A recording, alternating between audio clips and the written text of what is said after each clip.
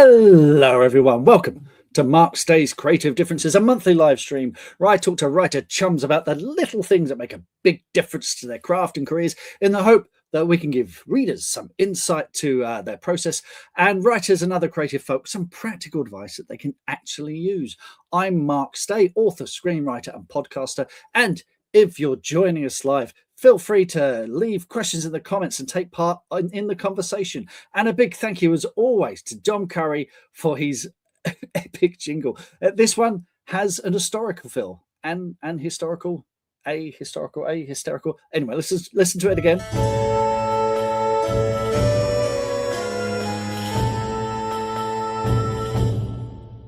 And that feels very, very apt today because my guest is the author of the brilliant Samuel Pepys Mysteries, wherein the man of history becomes a man of mystery. Oh yeah, I came up with that myself. I'm a writer, me. He solves murders while avoiding the plague, the plague. And the next book in this series is The Crown Jewels Murders and is out any day now. So my guest is, it's only that Ellis Blackwood. Hey, Ellis.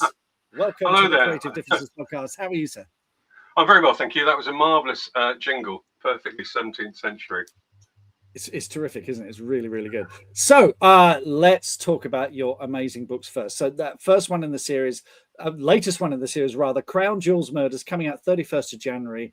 You've got a whole amazing backlist there as well. How many in the whole series in total? 8 so far. Well, the 8th is going to come out. That is the Crown Jewels Murders, and then there's another one coming in another 3 months. So yeah, I do one every 3 months. Wow. Okay, we're going to talk about that in a minute. But let's start with the obvious question: why Samuel Pepys? Why start with him? We probably need to go back a little bit on this one. I sort of came back into writing when I became unemployable about 2 years ago. I've been a journalist for a long time in London, and someone mentioned rapid publishing to me. So I thought, rather than stacking shelves in Tesco, why don't I become a writer again? So this time round, I thought about it a bit more carefully, and I thought, what are the biggest genres in fiction? And they are romance, which there was no chance of me writing a romance. And the second was mystery. So I thought, okay, I'll write a mystery. So I had to learn how to do that. And then I can't remember exactly. I absolutely love reading published diaries.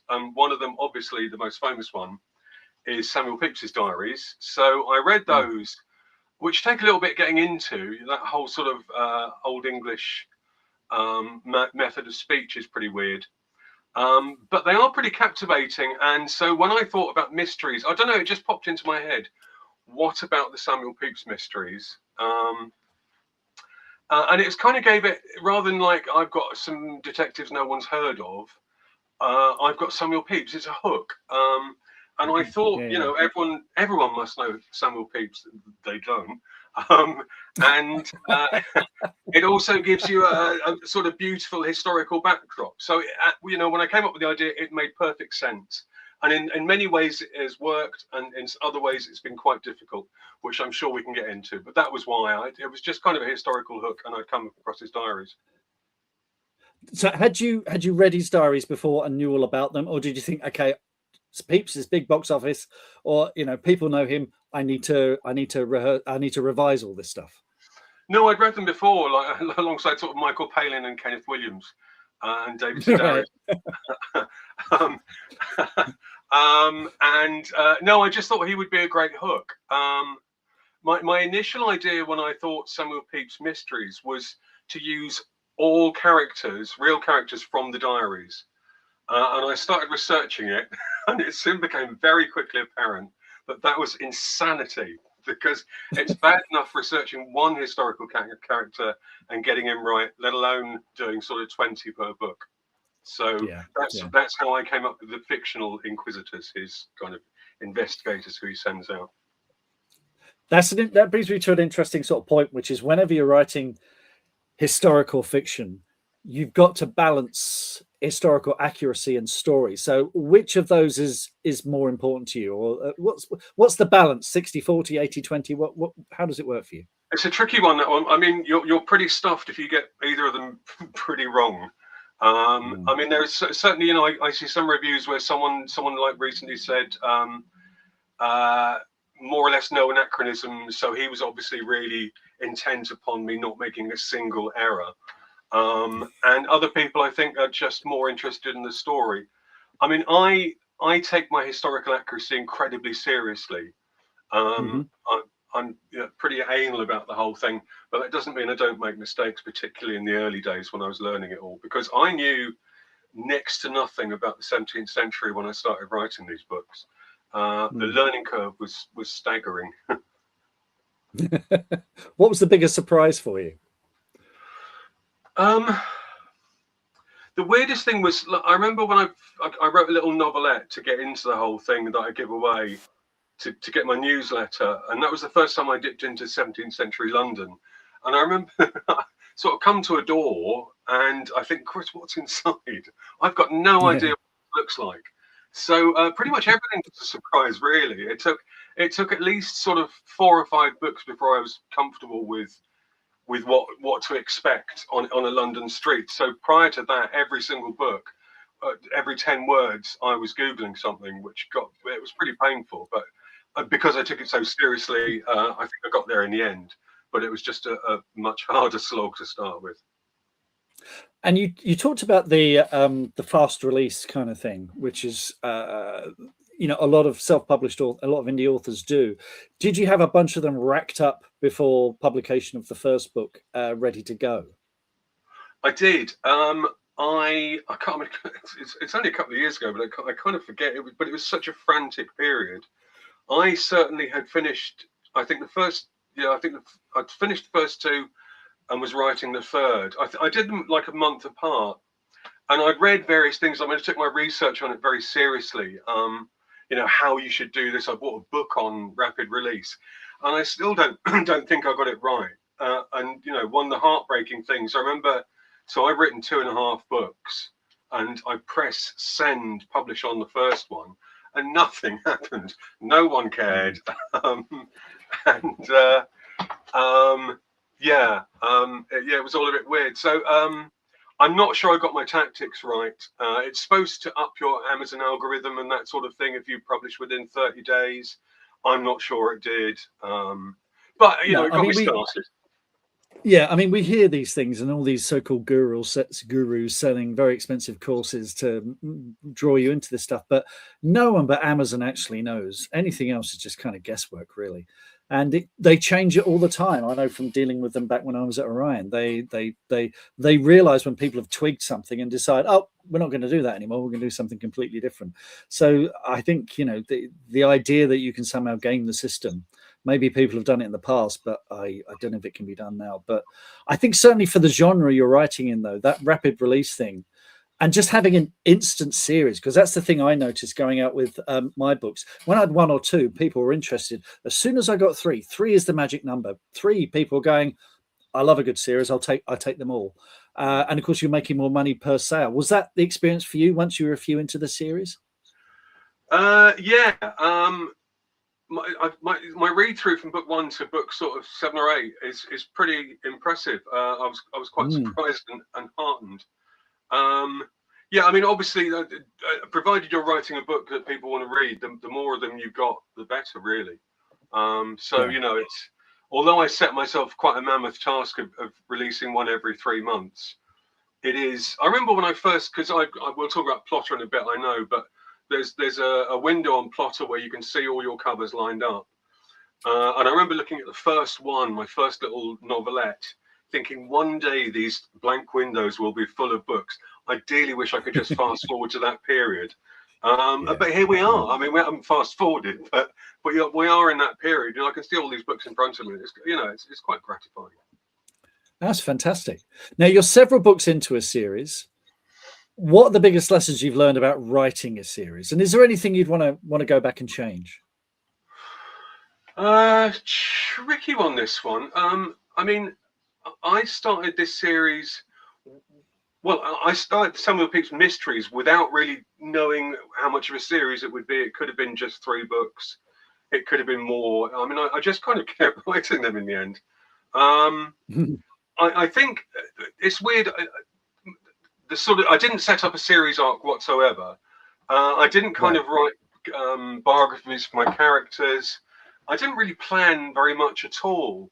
But kind of instinctively, like I put in that my male detective Jacob, his dad dies, and they don't know, it might have been murder, and he'd love to go back and investigate it one day.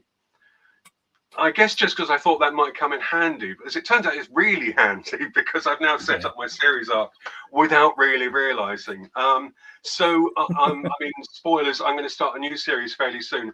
I am writing series arcs and I am doing background studies for the characters just so that I can plant things.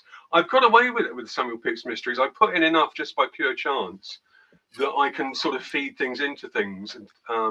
But setting it up in advance, I think, is probably a better idea. Well, yeah, you say that. I mean, it seems to work for you not doing it. Because I don't, I've written a trilogy in a 5-book series, and I didn't plan any of it ahead. All I knew was that the last one would be a wedding. But what I've found is when you go back and read there will be this throwaway line or whatever, and you think that's an opportunity. And there was nothing planned in it. But if you go back there and take that thing out and bring it to the fore, people think you're really clever. They're like, "Oh, did you plan this from the beginning?" Oh. So I don't know. It's I mean, this is the whole plotter pantser versus pantser kind of thing as well, But I'm also writing a series. I'm also slightly obsessed with the idea because I'm making notes for a new series. And I am obsessed with the idea of starting book 1 like it's book 2 in the series, not setting anything up. Because when you watch we're going to talk about things like Columbo later. If you turn on Columbo, you get the setup pretty quickly and you get the gist, and you don't need any of that. Oh, let's introduce a character, yada yada yada. So I don't know how I can possibly make that work, but it's something I'm slightly obsessed with. Is trying to go straight into it, as if it's book 2 or book 3 of a series. I'm probably going to shoot myself in the foot. It's very interesting, that whole plotter versus pantser thing. I mean, I have pantsed the sort of series elements of this, and they worked. And they worked because they happened organically. I did think about your starting with book 2 kind of vibe. As soon as you mention something, you have to set them up. Yeah. So let's talk about plotter, because we love to talk about a writing tool. This is one I've got somewhere, and I did try it, but being more of a pantser, I never really got into it. But you've used it for this series, haven't you? And how does it help you? I've used it extensively. It kind of changed my life. Right. I watched so many videos before I started this, and writing a mystery, I found the whole idea very daunting, because having kind of never plotted, I've written books before and I only plotted one of them. The idea of plotting something just felt, the idea of writing a mystery just felt beyond me. And then someone mentioned Plotter, so I got Plotter, and it's basically just kind of online post-it notes. But right. Because otherwise you'd have to stick them all over a wall and it looks stupid. You can just start piecing things together. Like, I use a cozy mystery beat sheet of 20 beats every book. So I start off with this thing at the top that says, here's your midpoint. Something terrible has to happen here. They have to fail here. And it gives you a kind of skeletal guide to where you need to put things. So, X murders Y there. And I hate plotting. It's so difficult. I just plotted the first book of the next series. It took about 2 weeks. You finish it. You think, I think I've got this, and then you start going through. No, it doesn't work. And then you go back to the drawing board, and eventually, but it's a real. It's like clawing your way through tar to get there. But it is quite rewarding when you get there, and it makes writing the book an awful lot easier until you get halfway through the book and think this doesn't work still, and then you go back again. Yeah. I had an exciting meeting today with some film people, which was nice, and we were talking about a story idea, and they were saying, well, you could do a treatment, which is kind of an outline of a detailed outline of the story, which would be at least 10 pages long. And I don't think any screenwriter I know likes treatments, because it's that Mark Twain thing of, I would have written you a shorter letter, but I didn't have time. Because by the time you're 10 pages into that thing, you might as well write the screenplay. You might as well write but that's just me possibly being lazy. I don't know. But it is, until you get into the weeds of it and get to know your characters and what they're thinking. But then everyone has their own way of doing it. I mean, my first drafts are basically very, very long outlines, essentially. Yeah. But do you write the whole book, but you kind of don't try too hard to fill all the blanks in? Is that what you mean? No, not at all. My big thing is I have my central dramatic argument, which is, what is this about? What's the question the book is asking? I usually, have a good idea of my characters and how they're going to change. How do they start, and then what's the opposite of that? How do they end up? So I have my ending, sort of character ending, and then I just jump in, because if I'm sitting there going, okay, well, at this point they need to do this, I might as well write it. And I find that I surprise myself more. But crucially, I'm not writing mysteries. And I think the thing with mysteries is there is a strong element of thinking this all has to knit tightly together. That Chekhov's gun that appears in the library and whatever, has to pay off later on. So, it's horses for courses. This is the thing. Doing all these podcasts over the years, I discovered there's no one way of doing this, no right or wrong way of doing this. So each their own, basically. Do we help anyone, or just confuse people?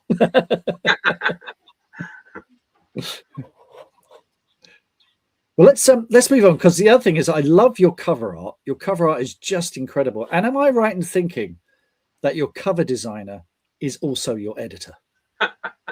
Yes, I got extremely lucky. Wow. So the first book, it's not there, but the very first little novella I sent to a company who I will not mention, but who get quite a lot of audits online. And it was just tortuous. It was so awful. It got worse and worse and worse. And I think I must have, so my editor, Timothy Brown Esquire, I know from way back, he's a professional designer, but also a huge bookworm. I mean, he kind of knows everything. But he's extremely good at design. So I sent him this awful cover that I got sent, and I think the next day he just sent me something back and went, "What about this?" And it was like these covers essentially. Yeah. And I went, "Wow." I went, "Well, thanks so much. That is exactly what I had in mind." He just nailed it straight away. I mean, he's not really quite. He kind of checks my historical facts and was really useful early books. Going, sorry, why has he done that? That doesn't make any sense at all. And the other one was, it's really difficult to know how much to give away. I just couldn't work it out to start with. So I would literally give nothing away. Or I think that, me putting like a tiny line is enough to nail it. He'd go, no one's going to get this. It's impossible. So yeah, he did that sort of thing. But now I'm kind of comfortable enough that I can more or less, because I kind of know I can second guess what he would say. So I'm now much more rigorous in how I put the whole thing together. But yes, he is. I mean, budgets were tight at the start and still are fairly tight. So yes, I have a dual designer stroke editor. Fantastic. Emily, do we have any questions from those gathered this evening yet? Oh, excellent question from GB Ralph. Hello, Gavin. Good to see you. Thank you for joining us. Gavin asks, how did you convince and motivate yourself to keep writing the books without having any feedback on the previous ones yet? I think it's a really good point. And I know Gavin writes a series. He was on the podcast previously. Once you've written that first book, you kind of can, if like me, my second book came out about 8-9 months after. So I had an idea of what people liked about it by the time I was writing the second and the third one. But you were writing sort of in the blind there. So how was that? Yeah, it's pretty soul destroying. I mean, but back in the day before I really kind of looked this stuff up, I would get relatives to buy the book and friends to review it. So, it kind of fed your ego and just made you feel like someone cared after all this effort you put in. what inspired me to keep going was looking at my bank balance and thinking, this is your job, mate. Just write another book. So I did, and it's lovely now. You know, I have reached a point finally where I just know that people will review it. But it's been quite a horrible slog to get that far. You've just got to believe in yourself, I think. I mean, I just kind of thought, I think these books are pretty. Someone will like these books, I know. So yeah, you just got to stick with it. Excellent, excellent. Any more questions, Em? Lovely. Oh, from Steve Gowland, SC Gowland. Why did this time period interest you? It's funny. It wasn't really the time period. It was Pepys, and Pepys happened to be 17th century. And one of the issues I found is it's not a popular period for readers. I should have gone Tudor, really. Yeah, no one really gives a toss about the 17th century, which now I've researched it, I think, wake up, people. The 17th century, it's got Guy Fawkes, it's got the Civil Wars, it's got the Plague, it's got the Great Fire, it's got Kings Charles I and II. It's an amazing period in history, but it's not one of the big ones. I mean, it's a personal battle of mine now to make 17th century popular in mystery fiction, which is quite a large task. I wish you luck on your crusade. No, you're absolutely right. It's a brilliant period of history. I mean, it might be that it's a bit too London-centric, English-centric, maybe. I don't know. It's maybe doesn't have the romance, but yeah, you know, it's got everything in there. So that's weird, isn't it? Weird. You never know you can never account for taste. It's the kind of thing that in 5 years suddenly everyone wants, you know, 17th century fiction or whatever. You know, that you may be just way ahead of your time.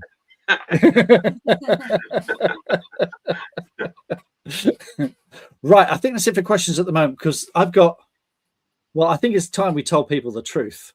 Ellis, if that indeed is your name.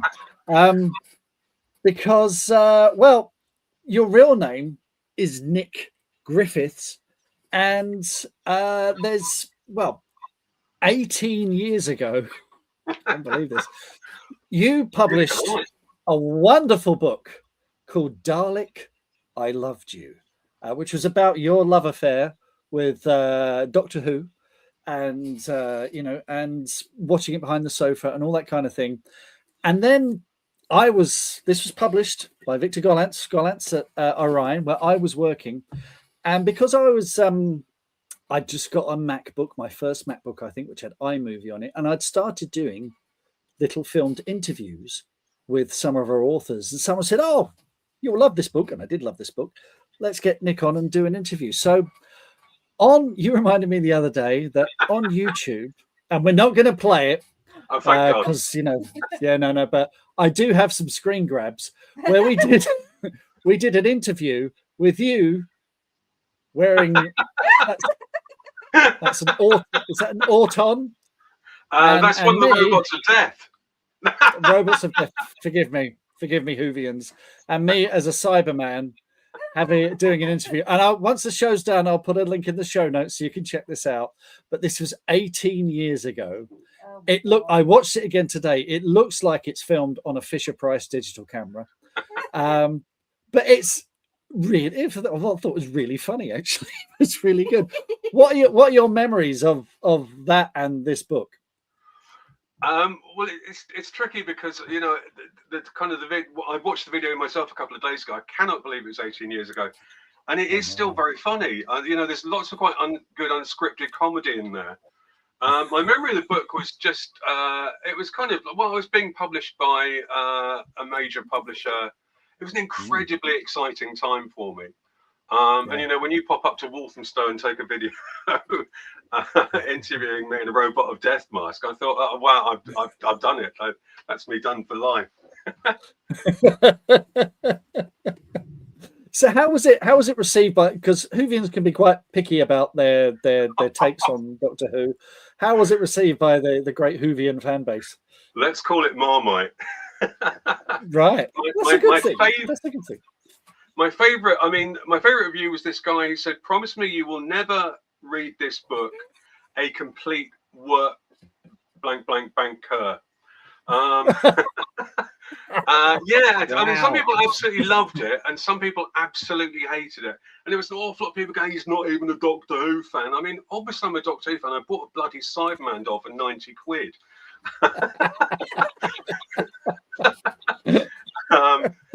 Yeah, it's funny, that really helped me grow a thick skin, that book. Well, it was fun making it. It was fun going back to it. It's but I like to say it's so pixelated now. It was very early YouTube, and it's you know, I wish there was some way to digitally enhance it so you could see us properly. But yeah, it was good fun. It was really good fun. It's and you know, did it sort of sour you on the Doctor Who experience, or are you still a big fan? No, I mean, I'm kind of overplaying the negativity of the reviews. I mean, I got quite a few lovely reviews. I got quite a nice advance. So right. Those were the days. I did a few interviews for it. It was all good, really. I think it's just a shame. I met a guy afterwards who worked in a bookshop, and he said if it had been sort of plugged more as a sort of what's the word I'm looking for? Kind of a Nick Hornby Doctor Who book. He reckoned it would have done better. Yeah, I think it could have done better. It's a shame, really, but you know, there we are. You know, certain other books came out at the same time. Yeah, hindsight's a wonderful thing, isn't it? So, what's next? You've hinted previously that you're working on a new series. You're planning ahead. So, is it going to be very different to the Samuel Pepys series? What are we looking at next? I am going Victorian next, which hey, big box office Victorians. Well, exactly. I mean, I made it life very difficult for myself starting in the 17th century, but I've kind of learnt so much and made a few mistakes along the way in the 17th century that I can hit the Victorian period running. So I'm extremely excited about this. I've got a new series starting. I'm writing book 9, the final book of these Pepys Mysteries, Jacob's Last Standish, and that will come out end of April. And then within 3 months, I'll release the first Quill and Page Victorian Mysteries book, which I've plotted already on Plotter. So yeah, that's the one that took 2 weeks. Excellent. Excellent stuff. Right, we're going to take a little commercial break there. I'm going to let you go back to the green room, so to speak, because I'm going to talk about my green room. Hey, another great segue. I'm on fire tonight.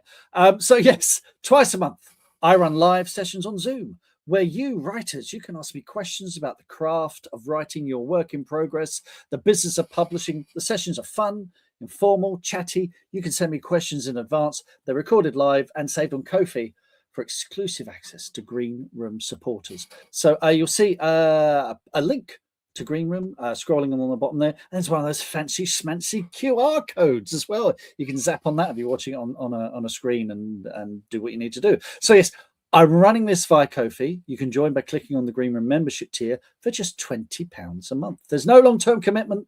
With Ko-fi, you can support for just a month or as long as you like.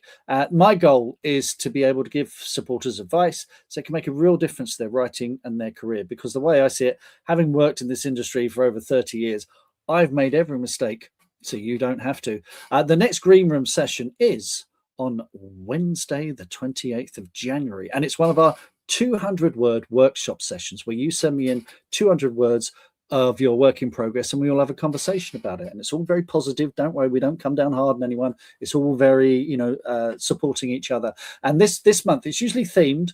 And this month, it's themed around broken bits. People are sending me the broken bits of their work in progress, the bit they can't quite get their head around or something that doesn't quite make sense. So yeah, if you fancy that, if you're a writer and you just want to be part of a really cool group of people, got a lovely group of writers, some are just starting out, some are published and doing very, very well.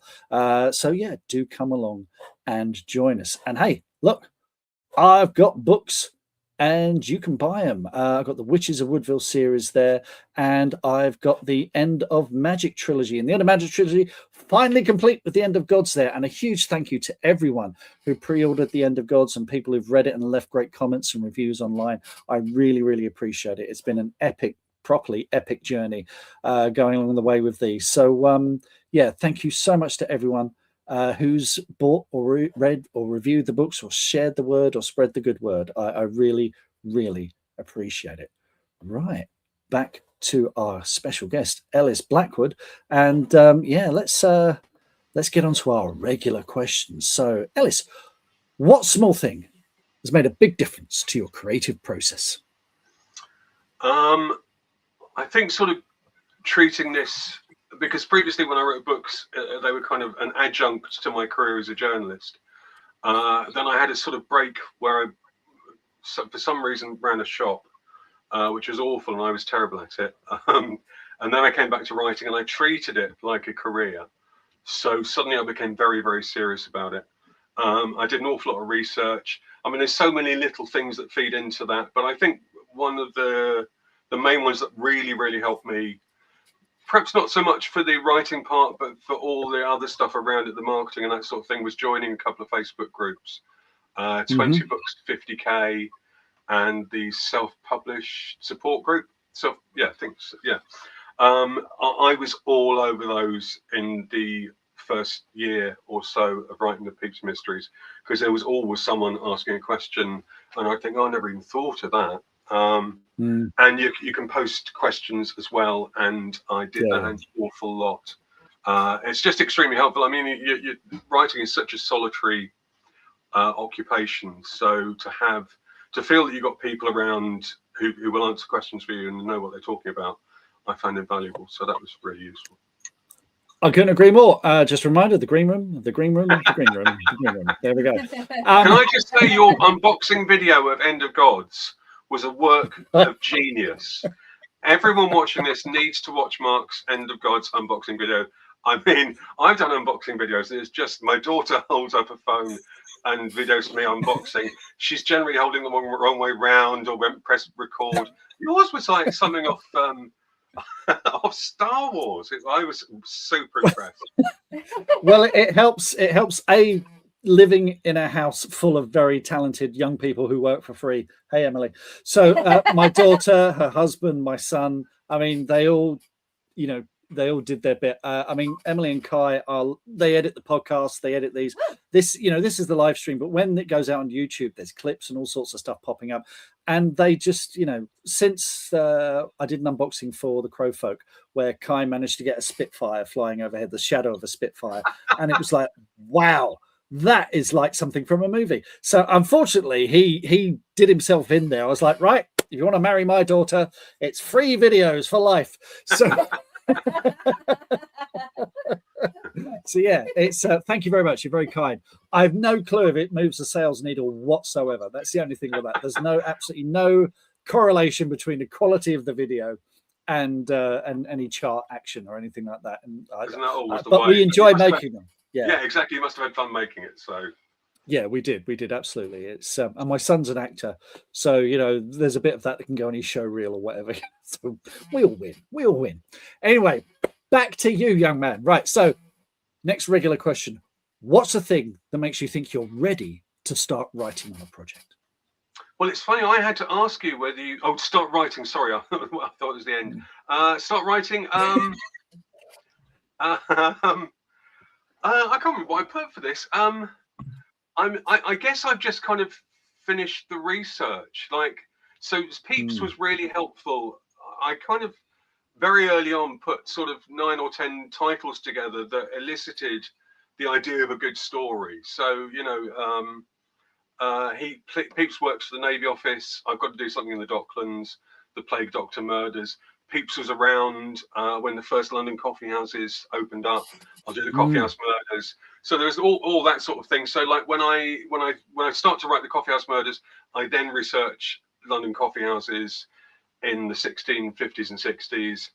And when I've done that, actually, what I know that I can start when I've plotted the bloody thing.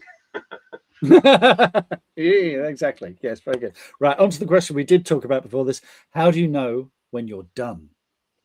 Yes, so I had to ask you whether you meant the book or the series because I write a book every 3 months. I don't have the luxury of, or actually probably maybe even the curse of going over and over and over it. I send it to Tim, my editor. He kind of gives me the big picture stuff. I read it again. I send it back to him. He sends it back to me. I read it a third time. If it's been a tricky one, I might read it a fourth time. But by that stage, I'm then at a point where I need to start plotting, researching, and writing the next one. So, I'm sure errors creep through, but I think they're pretty solid. So that's how I know when to end. We're on endings, aren't we? Sorry, I got confused. Was it so? End a book? Yeah, so I know when. Or end it. And sorry, end of series. End of series is interesting as well. Yeah, because you're up to 9. Yes. Had you always planned 9? Was it always going to be 9? No, I hadn't planned at all. I just kind of kept writing. And then, as I was saying, I wrote a load of titles out and I've got them in a lovely window on Plotter and I can see this series building. I started, the Crown Jewels Murders was a great idea. The tower was around and the last one just kind of rounds the whole thing off. It just felt like the right time to stop. I'd also kind of exhausted the 17th century. So, yeah, it's funny knowing when to stop writing a series. The next one I'm actually planning for 9 books. We'll see. Maybe no one will like them, so I'll finish sooner. But I think you just kind of instinctively know that you kind of mine something for all it's worth. Yeah, I think you're right. I know that feeling. Absolutely. How do you remember the idea that you have at 3 a.m? I tend to be charging my phone beside my bed, so I'll sort of lean over, groan, and type some stuff down. Or if I'm just feeling really tired, I think, please remember that tomorrow morning. Please remember it, and then I'll wake up. I'll remember thinking, please remember that, but I remember what I was trying to remember. Yes, so, if I can't remember, it can't have been that good an idea. Yes, it's a solid theory. Yeah. What's the biggest mistake you've made in your writing career? Hang on, let me check my notes here because I've forgotten. I really should know what my biggest mistake of. Oh, I know what it was. Oh my God, this is awful, this one. So back when I was a journalist, I thought I'd have a go at screenwriting. And I entered a Scottish BBC competition with a script called Butte Boys, a pun on Boot Boys, because I used to go on holidays on the Isle of Bute. Anyway, it didn't get anywhere in that competition, but I still thought it was quite good. And I sent it to Andy Harries, who was then the producer of Cold Feet, which had come out at the time and was huge. Yeah. And he replied to me and he said, I think you've got a real talent for dialogue. Send me the next thing you write. And I never wrote anything else. And I look back on that and think, you idiot, this guy, Andy Harries is huge now. This guy's basically said, if you write something, I'll read it. Please, Andy Harries, if you're listening to this, please ask me again, because now I will write overnight for decades. I let that one slide. And I kick myself now. I think that's more common than most writers will admit. I think there's a lot of that goes on, particularly when you're younger as well, because you always think there'll be another opportunity or something. When I was about my sort of 21, 22, I was started out wanting to act, and a friend of mine, he worked in an edit suite below a director called Vadim Jean, who at the time had made a low budget film called Leon the Pig Farmer, and it was sort of fated at the time as a great debut indie movie that was made for tuppence halfpenny, but actually got really good reviews and did really well. And my friend told him about me, and I came home one day and I was still living with my parents, and my dad said, "You had a call from some film director." I was like, "What?" Yeah, is his name, and he wants you to call him back. And I bottled it. I don't know why. I just absolutely bottled. My daughter's looking at me now with wide eyes. I absolutely bottled it. And the weird thing is, I met him years later when I worked at Orion, because he went on to do the Terry Pratchett Sky TV things like Colour of Magic and Light Fantastic. And I chatted with him, and he's a lovely, lovely guy. And he said, basically he said, "You idiot, you should have given me a call." It probably would have just been a chat, just a general chat with some good advice or whatever. But you just never know. And I mean, whenever I do a talk, particularly at universities, I do a lot of talks at universities to writing students and things. And I say to them, look, here are my contact details. Drop me a line. And if one of them gets in touch, I'm amazed. And it's like, here's someone, I'm in the film industry. I've had a couple of films made. I've made every mistake. Like I say, green room. I've made every mistake, so you don't have to. Drop me a line. And they rarely do. So I don't know, it's a kind of sometimes we never know an opportunity when it's right in front of us. Gosh, that was confessional, wasn't it? Okay, next question. Let's get on something more positive. What's the best happy accident of your writing career? This one's easy. It was in fact, it was what kicked off my writing career. I was and am a huge David Bowie fan, but not really of his 80s output.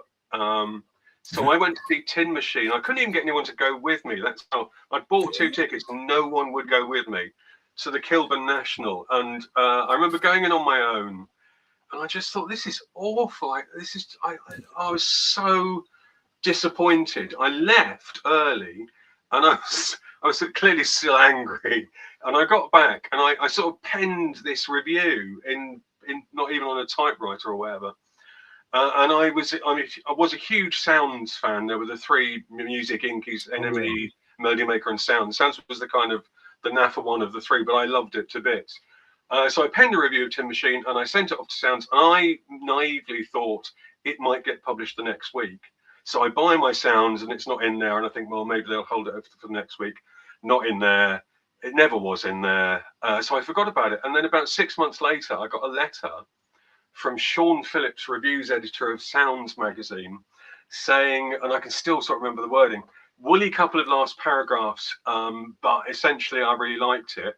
Would you like to write for Sounds? And it's like, what? Yes, I literally jumped around the room. And I started writing for Sounds, which was kind of terrifying. And that just started my writing career. I'd done a degree in electronic engineering and absolutely hated it. And I really wanted to write, but I'd kind of stuck myself in this awful engineering cul-de-sac. And that freed me for the rest of my life. And here we are now. So, yeah. And you did meet Bowie, didn't you? I did meet Bowie, yeah. Actually, while he was in Tin Machine.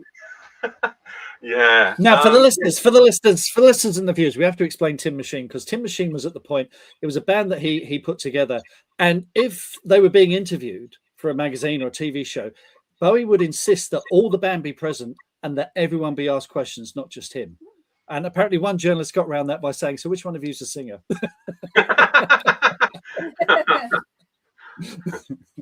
So yes, you met him. Tell me more.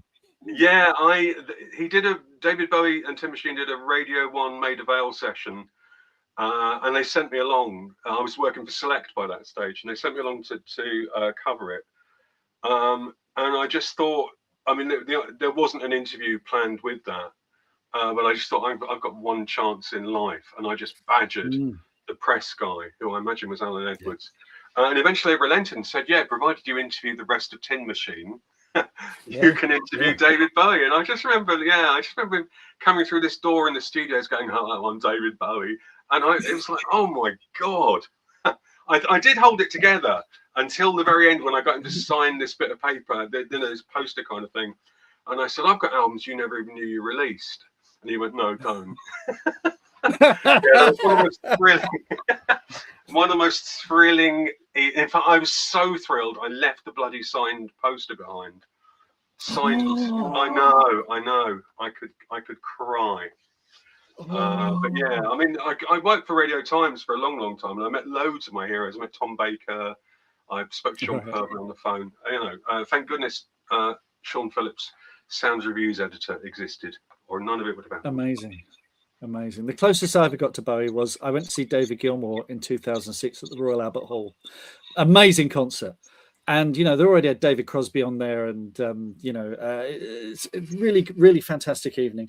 And Graham Nash as well, doing harmonies and things, and then they did an amazing version of Echoes, just brought the house down. And and my dad was there, and my nephew Christopher. I said, how are they going to follow that? That was amazing. And Gilmore comes on and says, ladies and gentlemen, I'd like to invite onto the stage Mr. David Butt. And that's as far as he got before the place just exploded. And Bowie did Arnold Lane and Comfortably Numb. And he reinvented Comfortably Numb to the point where Rick Wright afterwards, whenever he was doing it, sort of did it a bit like Bowie. Just mind-blowing. And we were invited because I sort of knew the bass player, Guy Pratt. We did his book at Orion. And he got me with after parties for rock concerts. You have an outer ring and an inner ring, and we were on the outer ring. So all the super famous people we never got to see. So that's the closest I ever got. But he was phenomenal, and I've seen the video. It's amazing. The way he kind of reinvents Arnold Lane as well. He was a big Syd Barrett fan. Of course he was, yeah. Well, yeah, I did see him and play on that. Anyway, this is not the David Bowie podcast. Don't start with David Bowie with a bit of decade. Okay, finally, in the regular questions, is there a character or a story swirling around in your head that you want to write, but you're not ready to write yet? I think one of my absolute strengths is comedy. I've got an MA in comedy writing from Falmouth University, and that's always been my raison d'etre. Even when I was a journalist, I just wanted to make people laugh. I'd kind of put a joke in almost everything I wrote, even if I'm doing some sort of banking thing for some awful banking magazine. So I would really love to write some sort of Rivers of London type. I've never read Terry Pratchett, but it may be that I want to write a Terry Pratchett. Obviously, that would be quite difficult. He was quite good, but he was. But that sort of thing. And also, I noticed that you cited Dad's Army in one of your. Witches Woodville is Dad's Army meets Bedknobs and Broomsticks. So that's how I pitch that. Yeah, which means nothing to a certain demographic, but yeah. Right. Yeah, no, I think a sort of a home guard comedy might be quite fun. Maybe I'll do if I do 17th century Victorian, I think I might go home guard after that. But that's another sort of. I've got a whole bunch of books for you if you want some research. So there's a whole shelf up there. Oh, on Dad's Army? Well, yeah, on the home front, everything. I've got. Oh, okay, I love that stuff.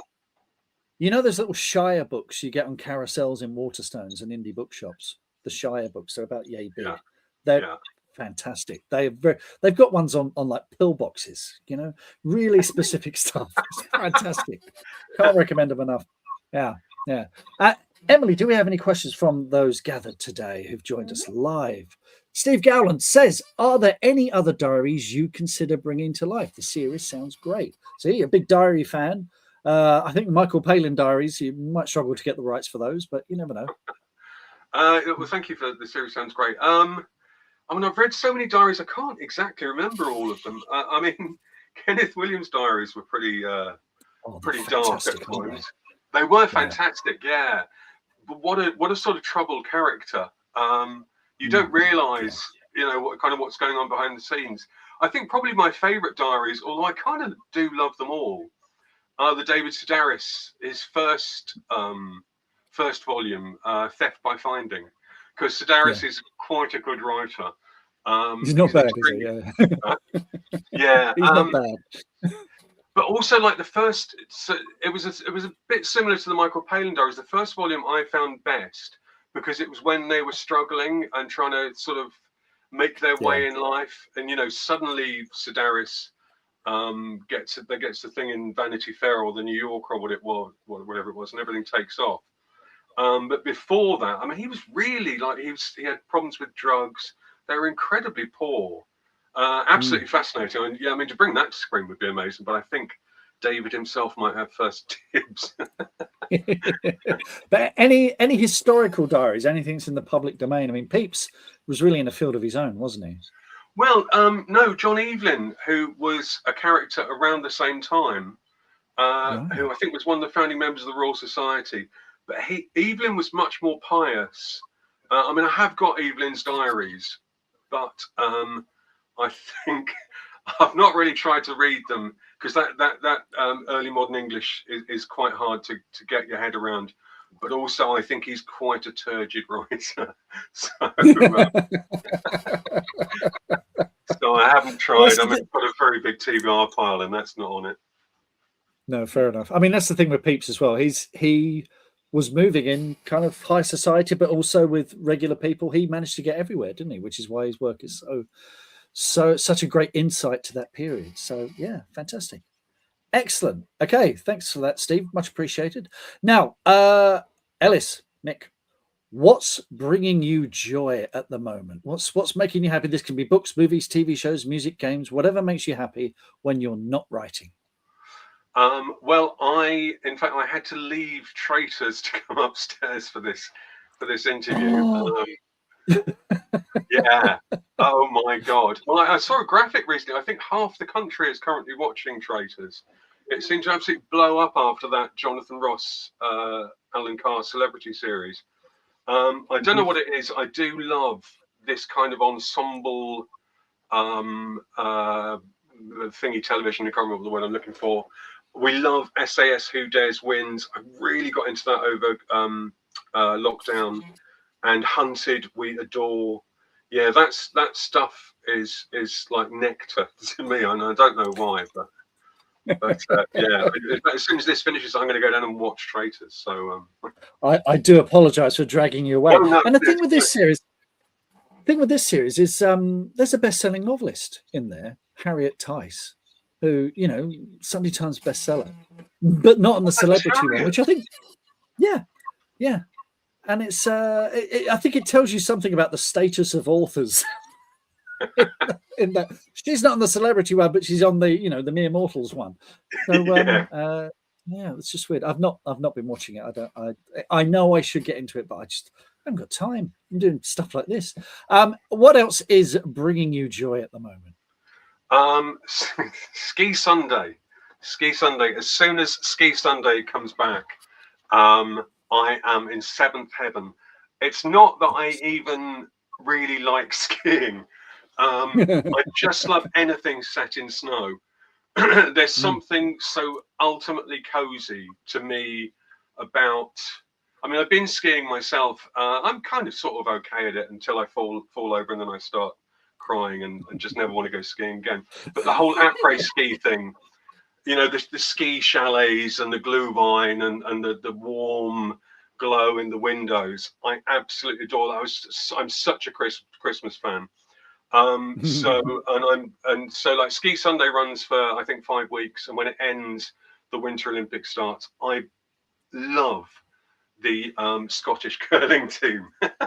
Curling is just one of the greatest sports ever. Oh my God, when the Scottish curling team won the gold, like I think they've won it both last time and the time before. I'm in seventh heaven. I too love the Winter Olympics, and I know so little about these sports, but there is something brilliant about watching someone hurtle down a slider, side of a mountain on a tea tray. It's gripping stuff. And again, like you, I love that. Yeah, I love the coziness of it as well, and it's I'm very much looking forward to the Winter Olympics, which is coming very soon, coming in February. And music, any music that you love at the moment? Yes, I mean, I kind of thought I would never stop loving music and buying albums by the bucket load every week, and then I think maybe the internet killed it, maybe Spotify killed it. So I kind of lost touch, but there's still bands that I'll go back and see. You know, like I adore Interpol, but the band of the last 10 years that are completely obsessing me, and I've seen loads and loads of times, of Public Service Broadcasting. I think they're probably they're a band. I mean, you know, every time I go and see them, there's an awful lot of bald heads and grey hair. There's no kids pogoing down the front. But I mean, this particular album, The Race for Space, is the one that got me, because I come from a time period when we all grew up wanting to be astronauts. I remember watching the Neil Armstrong First Man film on my own in London, and my shirt was literally drenched with tears. I was just sitting there quietly sobbing to myself, hoping that no one noticed. Yeah, the moon landings. I just watched an Apollo rocket going up, and I'm weeping. I don't know what it is. Yeah, but I just it's love weird. I'm that. the same. I'm the same. It's I think it's one of humanity's greatest achievements, done for all the wrong reasons, but one of our greatest. And I saw public service broadcasting when they were promoting this album about 10 years ago. Wow. Brixton, the O2 in Brixton Academy, as was, and it was a fantastic gig. My favourite song of theirs, though, is Spitfire, which just when I was writing Witches of Woodville set in the war, any Spitfire scenes, that's the music that's going on. Absolutely phenomenal song. Really, really cool song. Really, I cool thought song. You might be a fan as well. It's got us written all over it. Absolutely. Middle-aged men getting teary about things they had no participation in. That's Gen X all over, isn't it? I'm going to talk about a couple of things bringing me joy at the moment. One of them, Ben Elton's memoir. When I was a teenager, watching Ben Elton on Friday Night Live, Saturday Live, was just I just adored it. Of course, he wrote Blackadder, The Young Ones, and this is a really, really good biography because he's very honest about all his insecurities, all the kind of the falling out he had with Alexei Sale and stuff like that. And weirdly, this is a lot of parallels. Certainly the opening to my life. So he's a London boy, moves to Surrey, gets involved with theatre, starts writing and acting. Now the thing is, he met Rick Mayall and made The Young Ones. That's where I've been going wrong all these years. So this highly, highly, highly recommend it. Ben Elton. That's right. What have I done? It's very good. I think you really like it. And talking about music again, I'm rediscovering soundtracks on CD. Do you remember CD? And this is a soundtrack to Out of Sight. Now, streamers, terrible at soundtracks, especially old ones. So they only got the Blues Brothers on in the last couple of years. And the thing is, I think because of rights complications, like if you want the Beverly Hills Cop soundtrack, someone might have put together a playlist or whatever. But this is the Out of Sight soundtrack, and things like the Jackie Brown one, which have little snippets of dialogue from the movies in them, interpolated with the songs, which I can't, when I hear It's Your Thing, it ties into the open of that movie. So I've been really, really enjoying that as well. And the other thing that's bringing me joy at the moment is sort of going viral in the last couple of days. I put a thing up on Instagram about, we got our PLR, which is public lending right statements, which is, authors get money every time you take a book out of the library. And apparently a lot of people don't know that. And I took that photo this morning. It's at 103,000 views, and I'm up to 110 at the moment. And what's lovely is, apart from 2 comments, everyone's been positive, absolutely positive, really, really lovely. So that's what's been making me happy. Oh, that's amazing. So, have you seen any sales on the back of it?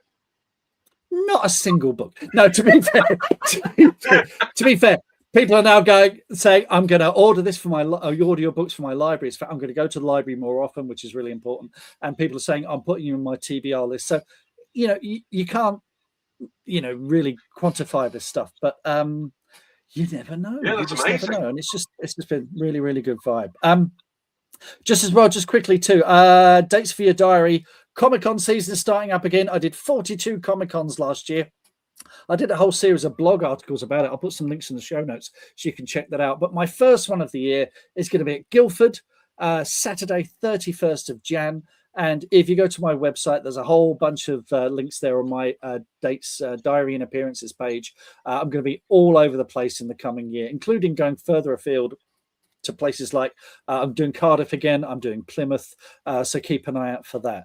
So, folks, we're getting near the end of the road there. Thank you so much. I really hope you've enjoyed this episode of Creative Differences. You're going to find all the links we discussed in the show notes for this episode and on the episode's webpage at marksday.creativedifferences.com. A huge thanks to Emily for production assistance, and to Kai Newton for the edit, and to Dominic Curry for the jingle. Let's hear it again.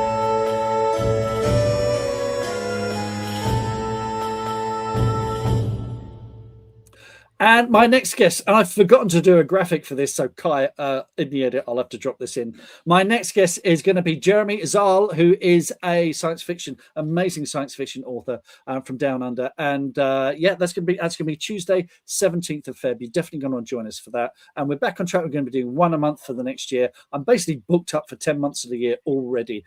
And it's just such a joy speaking to authors like Ellis/Nick about their writing process. So, thank you so much for joining us, folks. and have a lovely evening and happy reading and happy writing. And now we have to wave at the camera because it's like the end of an old TV show. Thanks so much, and thanks, Emily.